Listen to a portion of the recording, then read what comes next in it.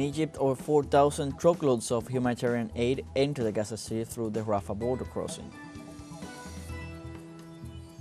In Venezuela, authorities held the first economic cabinet of 2025, where new policies were evaluated with emphasis on the defense of workers' purchasing power.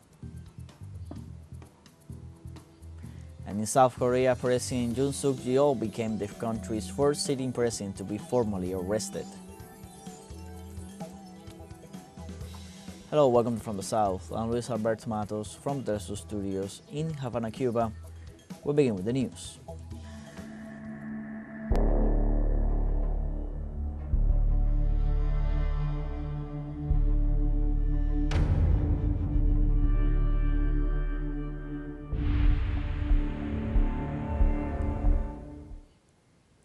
More than 4,000 truckloads of humanitarian aid has begun to enter the Gaza Strip through the Rafah border crossing in Egypt. The United Nations Agency for Palestine Refugees in the Near East reported that the trucks are loaded with food, drinking water, medical supplies, hygiene products, and tents, while hundreds more remain in the border area waiting authorization to cross. According to the Truth Agreement, some 600 trucks of aid are expected to enter Gaza daily, including 50 with fuel.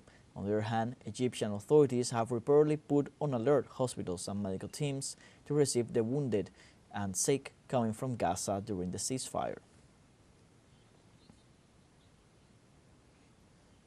Meanwhile, Gazans celebrate the agreement between Hamas and Israel, which came into force on Sunday after 15 months of Zionist genocide in the region.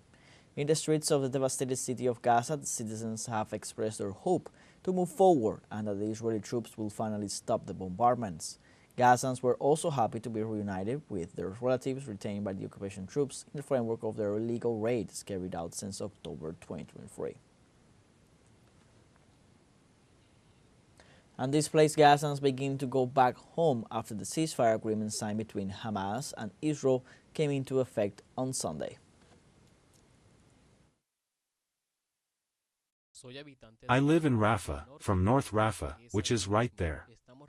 We are returning to our house with the favor of God. I just came to record some videos and I will return with all my family. We will open the door of our house again. Here I have the keys. I ask God to help those who lost their homes to recover them. There isn't a more beautiful feeling than coming back home and being stable. There isn't a better feeling than stability. With God's favor we are going to rebuild everything that was destroyed. We didn't lose hope. May God bless all of you. My chest is overwhelmed with joy. Joy invades me all over. I have been displaced since the 5th month. I had to leave in May. My brother also came to this area. It is the first time I come back. It is true that the images are terrifying, but with God's favor we will build everything again. The commander-in-chief of the Iranian Revolutionary Guard, Hossein Salami, described the implementation of the ceasefire in Gaza as a historical victory. We hope that today, if, unlike its usual conduct, the Zionist regime keeps its promise, the barrage of fire against the oppressed people of Gaza will have ceased, and a historic and decisive victory will have been achieved, serving as a great lesson. We hope that history and humanity learns that ultimately righteousness triumphs over falsehood, no matter how vast the imbalance in arms and equipment may be. And the Palestinian resistance movement Hamas releases the first 3 Israeli prisoners in line with the agreements reached with Israel for the ceasefire in the Gaza Strip. In exchange for the 3 Israeli citizens, Tel Aviv promised to release 90 Palestinian women who are illegally detained in Israeli prisons. According to the Red Cross sources, the women held by Tel Aviv will be transferred to the Ofer prison to be evaluated and identified by medical personnel. According to authorities, a total of 1,890 Palestinian hostages are expected to be released by Israel during the first phase of the exchanges. And Angolan authorities warned that cholera is spreading in several provinces of the country after cases were reported in at least 4 territories. The health authorities reported that so far, 536 cases of the disease have been registered and only 2 of them are women are in stable condition. They also informed that there are at least 28 deaths, ages 2 to 76 years old. The Ministry of Health and other agencies are working to control the outbreaks of the disease before April when the probable increase in rainfall is bound to influence the spread of the disease. We now have a first short break coming up, but first remember you can join us on TikTok at teleSUR English, where you'll find news in different formats, news updates, and much more. We'll be right back. Stay with us.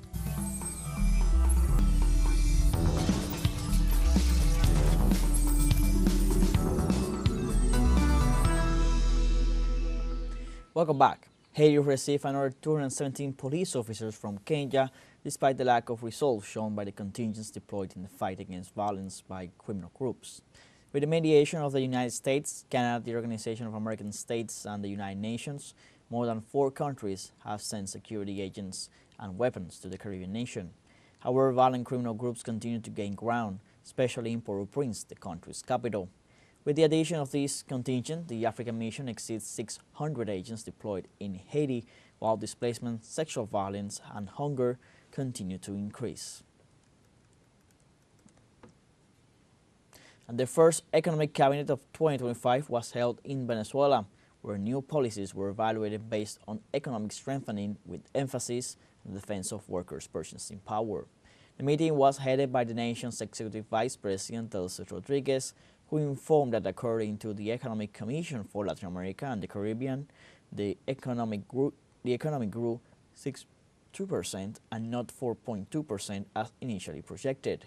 Rodriguez highlighted the strengthening of production and the increase in consumption in Venezuelan households and affirmed that the defense of the purchasing power of workers will be the central issue of the Venezuelan government's agenda throughout 2025.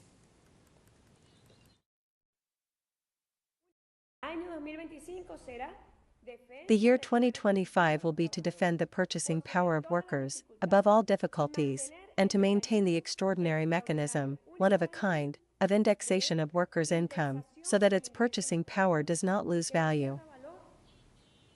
Meanwhile, the death toll from violence unleashed by armed groups in Colombia has risen to 58, while thousands more flee their homes. According to authorities, the clashes between the National Liberation Army and Structure 33 of the former Revolutionary Armed Forces of Colombia have affected mostly the region of Catatumbo. Around 1,200 people from that region have reportedly fled to the city of Cúcuta, while others have moved to the Venezuelan state of Zulia. Authorities have informed that the country's military forces have reinforced their intelligence actions to control the violence in the region. And in Ecuador, Juan Francisco Román, Secretary General of the Republic, informed that Veronica Abad, Vice President of the country, will travel to Turkey as part of the diplomatic task assigned by President Daniel Noboa. Secretary General further stated that this measure was taken to ensure that there are no limitations on Abad's performance of her duties. The government's decision to send the Vice President to Turkey is a response to the consultation made by Abad regarding Executive Decree 490, which reinstated her in her position. In addition to this, it was learned that the executive will also be paid the unpaid remuneration since November 9, 2024, when she was suspended from her functions for 150 days. Located in the heart of Rio de Janeiro's rapidly gentrifying Port District, a victory for a group of local housing rights activists has taken on national significance. Our correspondent Brian Meir has more. 9 years ago, a coalition of housing movements in Rio de Janeiro coordinated with hundreds of landless working-class people to occupy an abandoned government social security building. This year, they celebrate the occupation's anniversary, knowing that they've successfully pressured the government to fulfill their constitutionally guaranteed right by transforming the building into ownership-based social housing. I've been involved in this process since the very beginning, long before we occupied the building. It started as a collaboration between 3 social movements, the CMP, the MLB, and the UNMP, who got together and kicked the door and so 28 families could live here. The Paolo Giannetti occupation is on the forefront of the battle against gentrification. Located in Rio's Port District, which has been designated a special development zone for big real estate companies, it's surrounded by museums, art galleries, and new middle-class housing developments, which have been forcing out the neighborhood's working-class residents. Despite empty promises by the mayor's office, The occupation represents the only social housing initiative in the neighborhood, but it's not just about housing. We operate a soup kitchen for people who live on the street. We have a communications group. The Landless Rural Workers Movement supports us politically. So it's not just about housing, this occupation has organic depth. As Brazil's city centers become ground zero for the fight against capitalist real estate speculation, housing rights activists across the country are celebrating the victory of the residents of Paulo Gianetti. 9 years of the Vito Gianotti occupation is an important date for all the social movements. Mainly because it's been 9 years during which we've managed to achieve the regularization of the property. We are about to enter the phase of reforms which will guarantee dignified housing ownership for the 28 families living here. It's not just important for Rio de Janeiro, we are celebrating it nationally. Residents of the occupation are currently negotiating with a construction company to conduct the government-funded reforms. Brian Mir, teleSUR, Rio de Janeiro.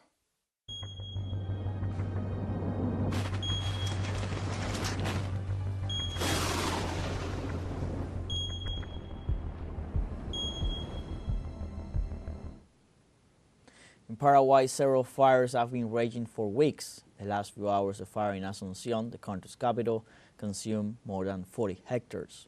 Hundreds of families have been evacuated from houses near the Paraguay River in the Bahia Blanca area.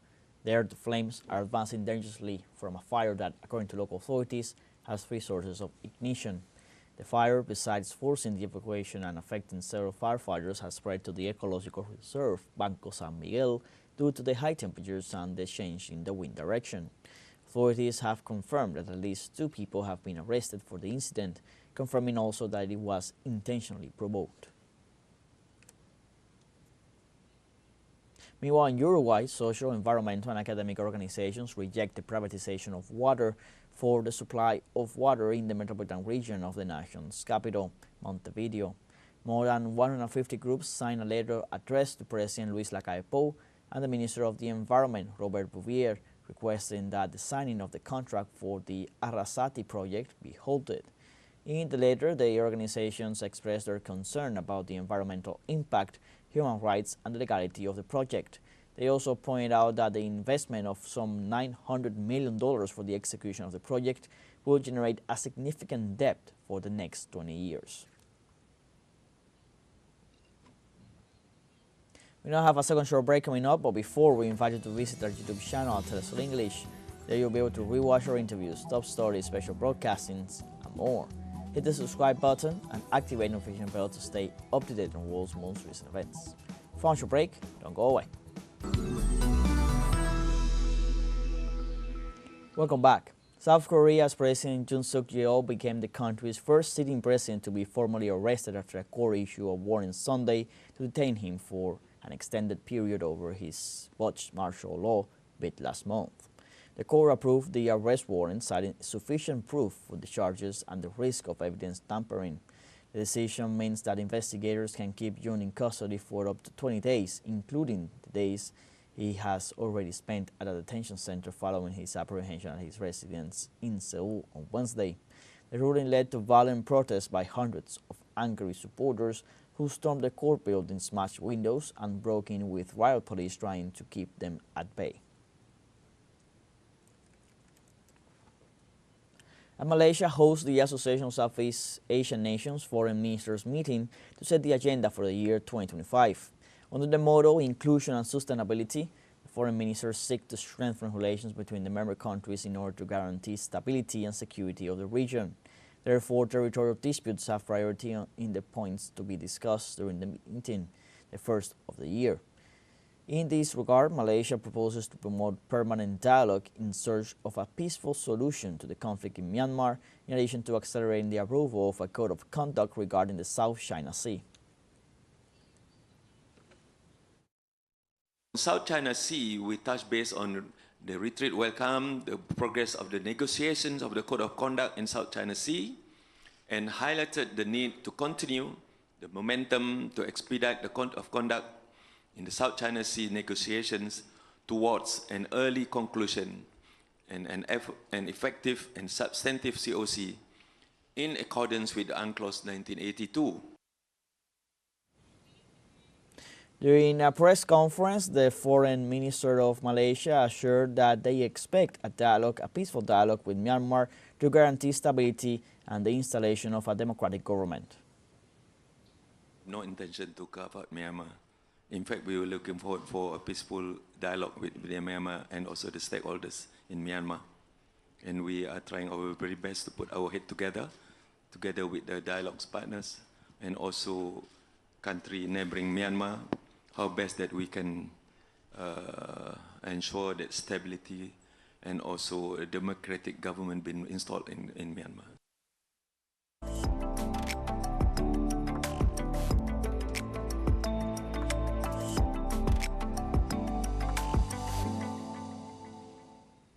In Russia, the nutcracker has become a winter cultural phenomenon, standing out among Christmas and New Year traditions thanks to its music and plot. From Moscow, our correspondent Oleg Jasinski with the details. El ballet Cascanueces con música del gran compositor ruso. The ballet Nutcracker, with music by the great Russian composer Pyotr Tchaikovsky, has become one of the most important and traditional symbols of the New Year's season in Russia. It is also a clear example of the symbiosis of Russian and universal culture, as the plot of Hoffmann's fairy tale The Nutcracker and the Mouse King, the script of the ballet by Marius Petipa, and the music of Tchaikovsky are united in one great work. We all dream of something. This ballet work is like dreaming of the beautiful. Well, maybe a prince, maybe something else. This is what we dream of when, being at home, it suddenly comes to life in front of us.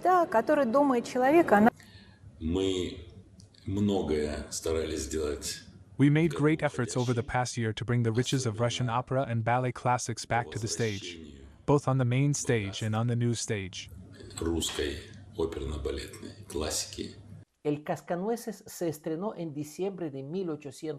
Nutcracker premiered in December 1892 at the Mariinsky Theater in St. Petersburg. Its story has also unfolded at other famous theaters such as the Bolshoi in Moscow. There, several productions have been presented, each with its own unique interpretation, to become famous not only in Russia but all over the world. To begin with, the most wonderful thing is that it is an encounter with childhood, whether we like it or not. Anyway, when we were children, our mother once took us to a puppet theater, a dramatic theater, or a ballet theater, and we saw the Nutcracker somehow, or someone gave us a book, and also, of course, the music of Tchaikovsky. I am absolutely sure of this and nothing, and no one will ever be able to cancel out this wonderful music. Tchaikovsky's beautiful, bright, and melodic music, the children's dance, the waltz, the adagio, as well as the traditional New Year atmosphere, are for the Russian spectator the hope of a miracle, a magical transformation, a renewal for the future. The ballet, The Nutcracker, is the most beautiful and magical thing that can happen to you before the new year. And, of course, the production of Grigorovich, our outstanding choreographer, is amazing, fascinating every moment. The music is great, the experience is great. Vinogradova and Ovcharenko danced. They are so beautiful and danced so well. I like ballet very much. Every time I see it, I enjoy it to the fullest.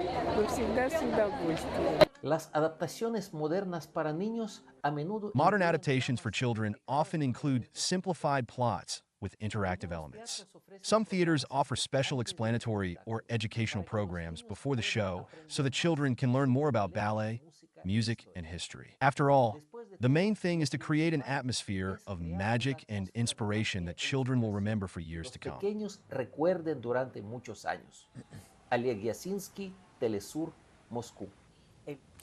this, we have come to the end of this news brief. You can find these and many other stories on our website at telesurenglish.net. So join us on social media, Facebook, X, Instagram, Telegram, and TikTok. For Telesur English, I'm Luis Alberto Matos. Thank you for watching.